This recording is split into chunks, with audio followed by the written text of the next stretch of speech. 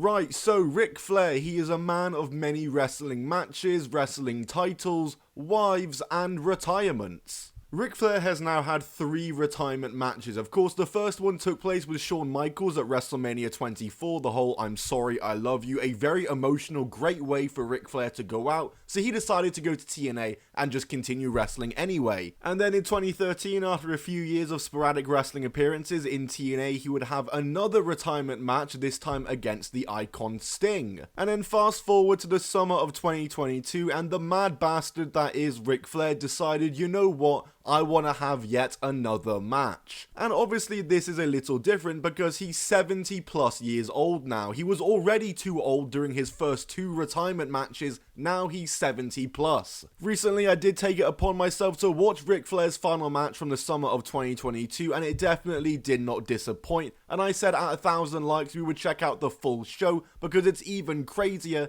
and yeah, that happened, so here we are. So like the video and let's get into this show, as it's Jim Crockett Promotions presenting Ric Flair's final match on the 31st of July 2022, live from Nashville, Tennessee, with the Nature Boy Ric Flair at the top of the bill in big 2022. Can you believe it? This show did actually have a pre-show on it, which I did not catch. I wasn't able to find it anywhere, as Ren Narita defeated Yuya Uemura on the first match of the show, which just seems so out of place on this card. And then there was a pre-show bunkhouse battle royal with a few names you might recognize. I can see Adam Priest, Big Damo, the former Killian Dane, Blake Christian, Bully Ray, Crimson, Crowbar, Effie. I can see James Storm and Joey Janela as well in there, Commander 2. Obviously this was won by Mance Warner, as you can see. Doesn't seem like the Wrestling Observer enjoyed this one at only 1 star. But we move into the main card as the show officially begins with Alex Shelley and Chris Sabin, the Motor City Machine Guns, up against the American Wolves of Eddie Edwards and Davey Richards. A proper TNA 2014-esque match here, and I'm definitely all about that. The Wolves are a team I always feel like every now and then I just forget they existed, but they were a really cool and slick team back in TNA. And the Motor City Machine Guns are one of my favorite tag teams of all time, so what can I say about them?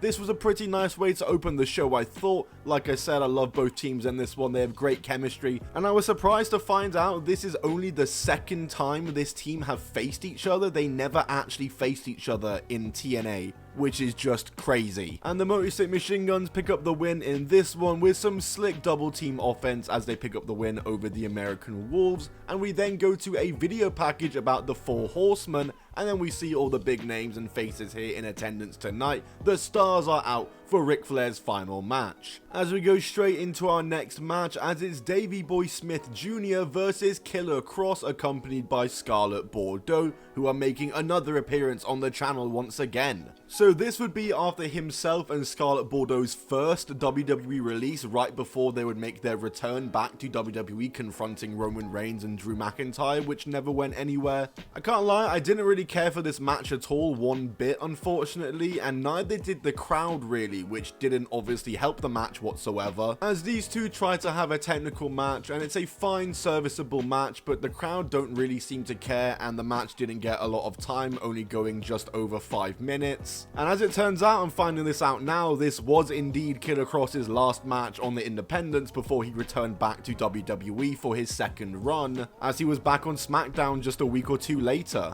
Next up is 4-way action though, as it's Konosuke Takeshita up against Jonathan Gresham, Alan Angels, and Nick Wayne in a #1 contenders match for the Progress World title. This match is as random as it gets, a very random lineup with these 4 guys, and it's for a world title of a British wrestling promotion, so cool. Now in this quote-unquote 4-way match, it actually involves tagging yourself in, so it's only 1-on-1 at all times, while 2 other guys are on the apron ready to tag themselves in, and this is my biggest pet peeve in wrestling. I've spoken about this so much recently, and it's popping up again. A 4-way match, or heck even a 4-way tag that I talked about recently, it should have 4 guys in there at all times who are legal men. It shouldn't be a 1-on-1. It's bad enough when there are 4 guys in there and 2 of them are just selling on the outside while the other 2 fight, or when it's a 4-way tag and it's only 2 people and other teams can tag themselves in. I don't like stuff like that. I just want all 4 guys in the ring and legal at the same time. So right off the bat, I was annoyed watching this, and they did do a couple of fun spots with all 4 guys, but there's only a short moment where all 4 guys are actually in the ring at the same time, and this match is definitely held back by this weird stipulation. I imagine it's like old school traditional rules or something like that, but I don't care. It made this match really unexciting, and these are 4 guys who are good solid workers, and it didn't benefit them having to do these weird one-on-one sequences and then just wait on the apron for their turn again. And the finish is nothing exciting either, as Gresham picks up the win here after a series of roll-ups with Allen Angels. Not a super exciting finish, and not a super exciting match by any stretch whatsoever for me. And then we get a good luck message to Ric Flair from Cody Rhodes of all people. Wow, once again, the stars are all out. And this is after he had already returned to WWE, of course, so kinda crazy to see Cody Rhodes, a currently signed WWE wrestler, on this show. And then a rival from Cody Rhodes' past, Nick Aldis, comes out to join the commentary team, as up next is Kerry Morton and his father, the man that will just never retire, Ricky Morton, and they're up against Brian Pillman Jr., aka Lexis King, and Brock Anderson alongside Arn. So a whole lot of legacy in this match here, but this match was what it was. But I kinda liked it, and I think the crowd did too. They popped very heavy for Ricky Morton in this one, and I think this match was really only done for him. Like, who cares about anything else or anyone else in this match? It's the Ricky Morton show, baby. It's fine back and forth action. It's just every time Ricky gets in the ring, the crowd are going crazy. Obviously, there's lots of crowd interaction with Ricky in there, but when it's not him, it's just standard tag action, and the crowd don't really seem to care. As in the end, it's Ricky who takes the pin as Brock Anderson wins for his team, and I did definitely like this more than I should have. I don't think this was rated very highly, but I definitely did like it. Anyway, next up is 4-way action once again, as it's Bandido, Black Taurus aka Beast Mortos, Laredo Kid, and Rey Fenix going at it. Some great names in this one, and I'm so pleased to announce that this is an actual 4-way match. No tagging yourself in BS, all 4 guys are legal, hell yeah. And yeah, this was by far, and I mean not even close, the match of the night. A lot of fun. This felt really out of place on this card, to be honest. The crowd are bumping for this one. They're seeing stuff and spots in this match they're not going to see anywhere else on the card. I love the performance from Beast Mortos in this one, as he's the powerhouse, but he's still taking flight himself. They're all doing spots in the ring and flying on the outside, as Rey Fenix and Taurus are left alone in the ring, and Rey Fenix, with a great show of strength, gets the win, and that's what a 4-way match should be. They took advantage of the stipulation perfectly, made the other 4-way match look even worse and lazier, and just put it to shame. But we got no time to sit on that, as we then get a video message from good old JR. This show really has representation from every single company. WWE, AEW, MLW, TNA, even Lucha Libre has representation on this show. And next up is Jacob Fatu, who is challenging Josh Alexander for his TNA World Championship. Decent stuff here from these two. I did also think it could have been a lot better at the same time. This match kind of suffered from the MLW problem, where it cut it off right as it felt like it was getting even better. These two mixed well. It was a good hard-hitting clash. It was just the finish that was not good at all. I thought Jacob Fatu was a great challenger for the belt. He would have looked awesome with that belt, a very credible challenger, and like I said, a super hard-hitting match from both these two guys, but it's interrupted by Matt Cardona, Brian Myers, and Mark Sterling, who just randomly run in and attack both guys for a no contest, just as the match felt like it was going to the next level. The attack backfires though, as Josh Alexander gives it back to them, and then DDP comes in there to take out the heels as well. It gets a big pop, sure, but they kind of ruined what was a very solid match for a DDP pop, which to me wasn't really worth it. Love your DDP, but I was enjoying that match. We then go backstage into Jeff Jarrett's locker room, as Jerry Lawler is in there too. Once again, the amount of of cameos and crossover on this show has just been crazy to see. He hypes up Jeff Jarrett for the big main event that he's of course part of, teaming up with Jay Lethal against Ric Flair and Andrade, as we're gonna get some tag action before that, as it's the Von Erichs, Marshall and Ross up against the Briscoes, Jay and Mark in tag team action. I thought this was pretty standard action here. The Briscoes do their spots with the dive to the outside from the chair and stuff like that, and that was fun,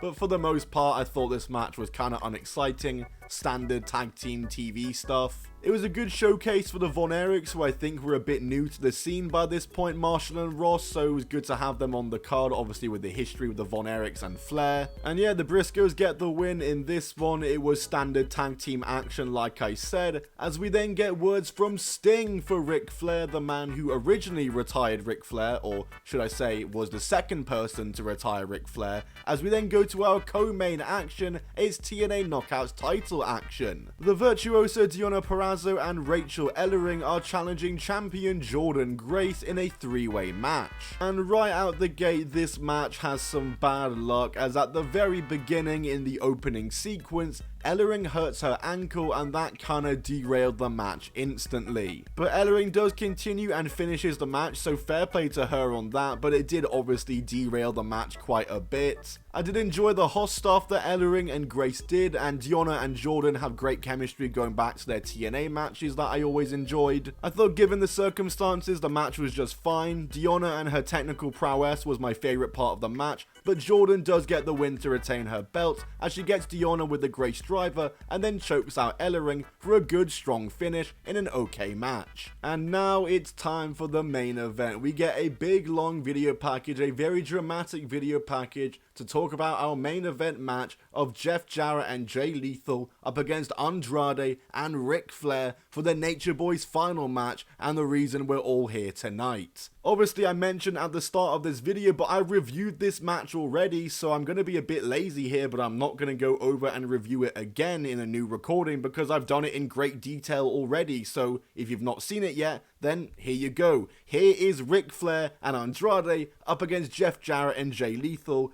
in just an unbelievable match.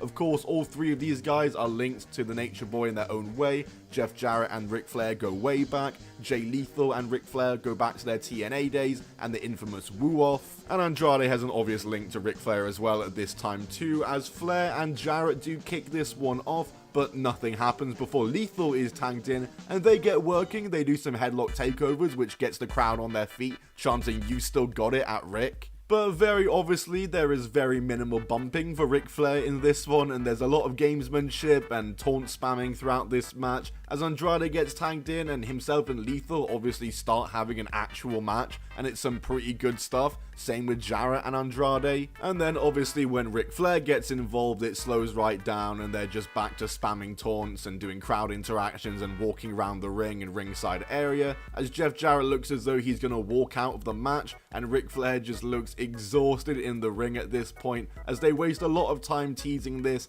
clearly just to give Ric Flair a rest here. They finally get back in and Flair is doing his chops and straights. It's all he's really doing, but you know, it's his signature Flair offense, vintage Ric Flair. It's cool to see. It breaks down with all four of them in the ring as Flair does some more chops and he gets a figure four locked in on Jay Lethal before it's broken up. Then Jeff Jarrett uses Karen Jarrett's high heel shoe on Ric Flair's head, and there's chaos at the ringside area as I believe it's Ric Flair's daughter who is getting into it with Karen Jarrett as she screams she's gonna effing kill her. That was hilarious. And Flair is actually busted open from that shoe shot, by the way, and is just gushing. This match truly has it all. It is ticking off every box from Ric Flair so far. They're getting everything in there. Flair is then suplexed by Jay Lethal in the biggest moment of this match, and easily Ric Flair's biggest bump of this match, and biggest bump in probably the last 20 years for him. And I was very shocked to see that, as Jarrett then gets Ric Flair in the figure four, but it's broken up as the heels just continue bullying this helpless old man before Andrade finally gets the hot tag and cleans house, but there's a ref bump, and as Flair gets the pin,